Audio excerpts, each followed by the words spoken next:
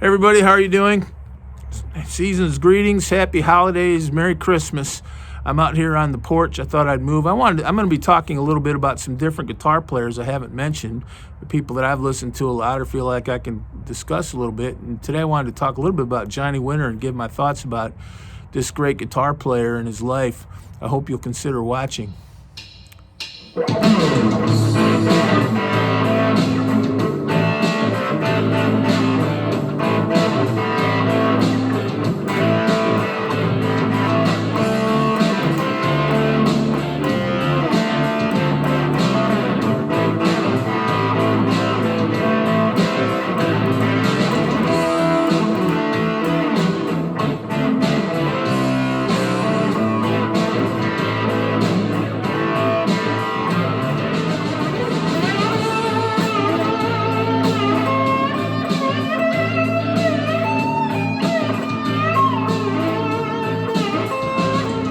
What started me thinking about Johnny Winter was actually I've been thinking about Rick Derringer.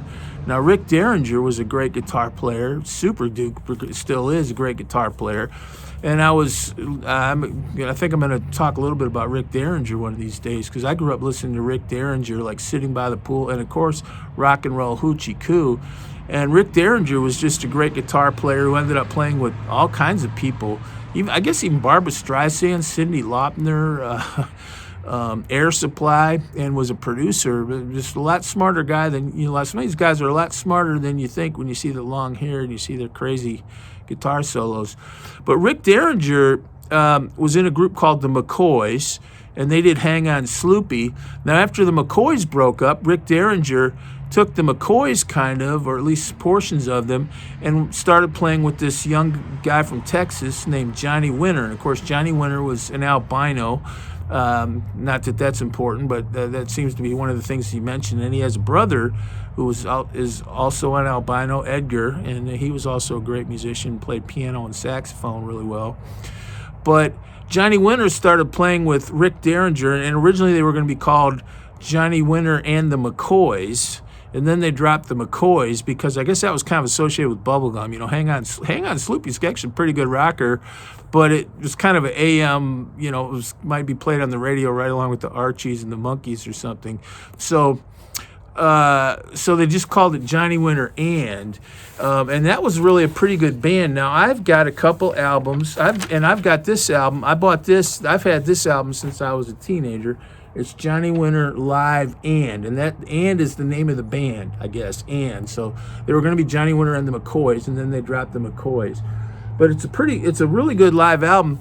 And the other album I've got, I actually bought this one a few years ago, but I grew up listening to this album, and I know it pretty well. It's Saints and Sinners. Now, Saints and Sinners, I actually, I bought the vinyl copy, but the one I used to listen to, believe it or not, was 8-track tape. And for some reason, when I get the nostalgia factor, I wish I still had that old Saints and Sinners 8-track tape, but I used to listen to that in the car when I was driving around. And but Johnny, both these albums are really good. Now, one thing is I would say they mostly do old rock and roll songs and old blues songs. So that's one of my points maybe is he was kind of a traditionalist, maybe like Dr. John or someone like that. He never really had a lot of his own songs, or maybe he co-wrote a few, but mostly they would be doing like Good Morning. I think on this album, the live album, they do Good Morning Little Schoolgirl. They do a version of Jumpin' Jack Flash with by the Stones, which has got a lot of really fast guitar playing on it. I always think Johnny Winter and Rick Derringer too, and among others, they didn't really have the concept of shredding back then. There was a different style. You didn't hear a lot of sweeping arpeggios or things like that. Maybe in some of the fancy stuff like Al Di Meola or Alan Holdsworth or something, but the straight ahead rock and roll didn't really have a lot of that. The metal sound wasn't really around. But I guess what would kind of be that period's equivalent of that is like Johnny Winter playing 90 miles an hour on like Jumpin' Jack Flash or Good Morning Little Schoolgirl. What else is on here? Shaking All Over. What's on here? Whole lot of shaking going on. They do Johnny Be Good. See, those are that was kind of goes to one point I had was I think he was a great guitar player, he never really settled into a lineup of a band that had a lot of its own really distinctive material. There's nothing wrong, by the way, with being a really good band that does like Johnny B. Good, old Chuck Berry songs and old blues songs. I mean, there's definitely an honor in that, and I respect it because those are all great songs. But but on Saints and Sinners, it's kind of like that too. Like I said, I had the 8-track tape, but I used to listen to this one quite a lot, and it's like that too. Now, the Saints and Sinners has Boney Maroney. Now, that's a song I used to play a lot, Boney Maroney. I'm not going to play it here, but that's an old 50s rock and roll song. I got a girl named Boney Maroney. She's about as skinny as a stick of macaroni. I can see her rock and rolling with her blue jeans on, not a bit of fat, just skin and bone. Now I love her and she loves me. Oh, how happy now we could be making love underneath that old apple tree. That's 50s rock. Another good song on Saints and Sinners is There's a Riot Going On Down in Cell Block Number 9. Now, that's a Libra, and I used to play that with some guys, too, and that was actually always one, because I played in a pretty good blues band about 15 or 20 years ago, and that was one that I contributed to our repertoire, our set or whatever, and I would sing it. But that's a Lieber and Stoller song, and Lieber and Stoller they wrote in the Brill Building, which is where like Carole King and people would write, but and a lot of those like girl bands, like Leader of the Pack, all those kinds of songs. But There's a Riot Going On is kind of like that. It's one of these professionally written songs by probably rich people in New York, but it was about a riot, a prison riot, and it's a pretty good song. There's a riot going on. He's got another good one on here called Stone County. And those are pretty good albums. And he did, when he would play with Edgar Winter, they do like Tobacco Road, but mostly just the old 50s and 60s rock and blues. And when they did blues, sometimes they might be doing stuff from the turn of the 20th century, way back. And I guess that was one point I had is, by the late 70s, Johnny Winter had actually been positioned to be, the record companies thought he was going to be the big arena rocker. He signed some big contracts when he first started out for a lot of money. In those days, the money was really good for him. And that was kind of that Rick Derringer band. And for a little while there, he could fill arenas, and he was almost like a Hendrix figure. People would just pay to go, you'd fill up a big stadium to people just hear him play the guitar.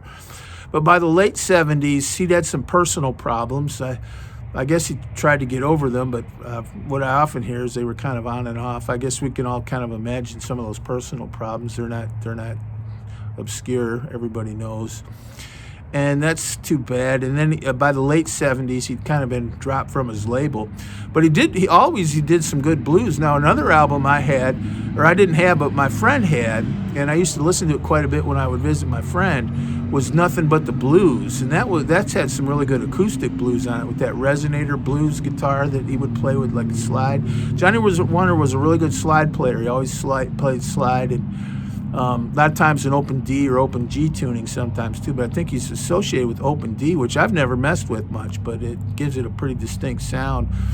And that was a good album. But by the early 80s, I think he'd been dropped, and he started doing blues, kind of just blues albums, more purely blues, living the life of the blues, literally and figuratively. But one thing I guess I would say about that, he was always respected and well loved. So even after the days of playing in stadiums and everything had kind of passed, you'd still see him around at Monterey Pop Festival, the Montreux Jazz Festival, or just all over a lot of festivals. You'd see him playing in some pretty good blues bars, and but that was a little tougher road, and he did a whole bunch of blues albums. But one thing I would say, aside from a lot of those appearances, he kind of ended up playing in a lot of bars. And, I've actually played in a lot of bars, and you can have a good time in bars, but it can also be pretty depressing.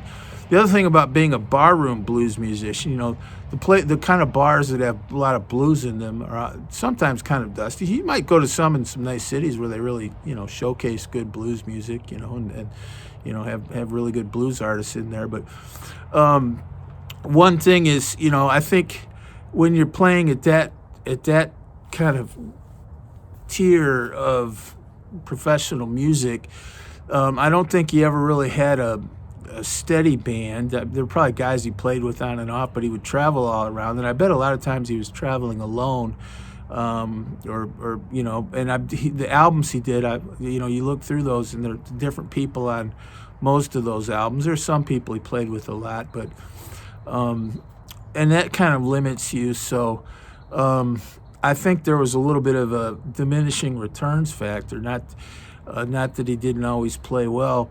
And I know a little bit about that firsthand, just a little bit, because I used to play at a place in Athens, Georgia, when I had this group called the Silverbird Duo.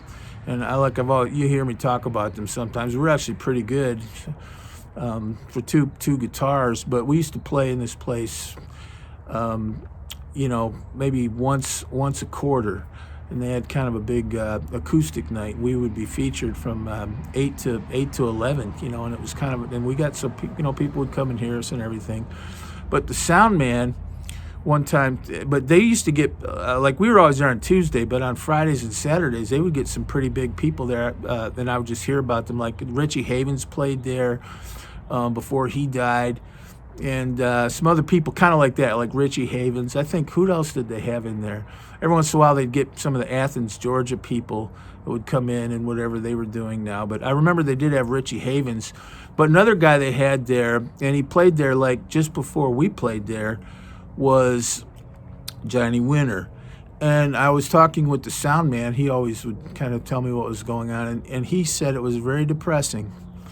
And that Johnny Winter came out, he couldn't even walk. And he had a little trio, and it wasn't a good sound. And that's one thing about playing in bars, things like, you can think, well, the blues came out of bars, and that's great. But you think about what someone like Eric Clapton have. They have like a whole team of sound engineers. They have a great band that is, pretty much spot on all the time, and people, all these great guitars. And he said Johnny Winter came out and the sound system was horrible, and they had these old kind of dumpy amps. And he told me, I don't know how he would really know this, but he said Johnny Winter was wearing Depends. I don't know, the adult diapers. I hate to even say that, but that's what he told me. I don't know how he would know, but he seemed to and he was quite serious. He said, and the guy couldn't even walk. And he said the sound system was just horrible, and he just had like a drum and a bass player that were kind of just up there playing away. I hope no one ever watches this that was there that night, and they might contradict me. I was not there, but I'm just telling you what was told me. And they were doing a lot of like Johnny B. Good type stuff with big long solos. And so if you think about it, that's kind of the downside of playing in those bars all the time. You always end up kind of playing. And I wouldn't even be surprised sometimes in that case, some of those people, they travel and they might even pick up different people. He might have been playing another night with other musicians in another town. So you're always kind of working. Chuck Berry used to do that. He would travel himself, and then in every city they'd have a band for him, kind of, and they might meet that day and run through stuff or something, maybe. And that can be good if you get good players, but it does kind of limit you in terms of what you're playing, and there's just so many variables. You end up doing a lot of kind of 3-chord standards, and like I said, there's honor in that. But anyway, this guy told me it was a really depressing night, and he also said there was nobody in there. So here was Johnny Winter, one of the great blues guitar players ever. He was playing to like 15 people, and it was, and he said it was really loud, and and they would just do big long blues jams. It didn't really, they didn't have a really tight set. And I think that's kind of built into, some of the logistics of trying to keep music going in your life when it's hard, because Johnny Winter sure did do some great stuff in his prime. I will say that I love the blues so much. I think he was a blues and rock. But one thing, you look at a guy like Clapton, he also ended up doing country, folk, reggae, all kinds of other stuff.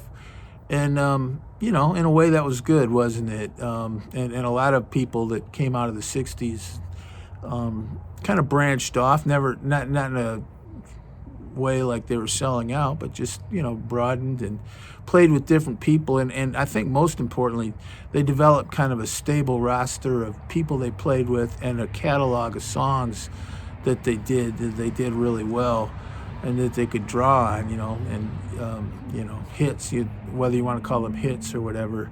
And I think Johnny Winter didn't have that, but on the other hand, if you look, I think he played all along, and I think his guitar playing was always good right up to the end. That's what you know, and you can look at YouTube, you can see clips of him playing, and which is great.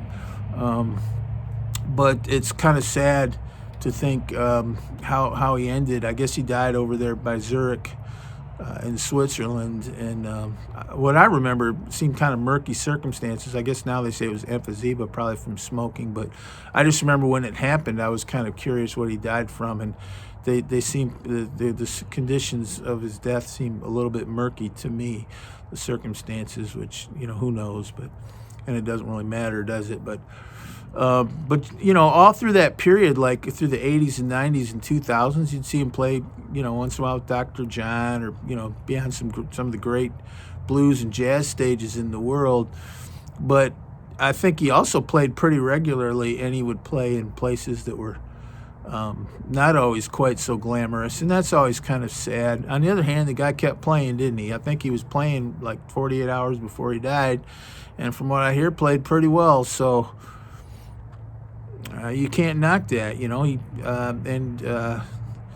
I think it seemed like he had a tough life in some ways, but a rich life too. You know, and he was married, so I think his wife was named Susan, and and they're both buried. I saw something about their grave on YouTube, actually. So they're buried in Connecticut, but definitely a great artist. And but I'm always going to remember that Saints and Sinners, because I actually had that on 8-track tape, and I never did like 8-track tapes, but I found myself nostalgia for that old Saints and Sinners 8-track tape. But R.I.P. Johnny Winter, he was definitely a great one, and there's a lesson there somewhere. I think he started out pretty much doing old blues and rock songs, and that's great when you get a really great band of players that kind of make them their own. But if you're not careful, you just end up being like a pickup band all the time. And I've played in so many pickup bands, and you end up doing songs everybody knows, which would be stuff like Johnny Be Good, Good Morning Little Schoolgirl, Jumpin' Jack Flash.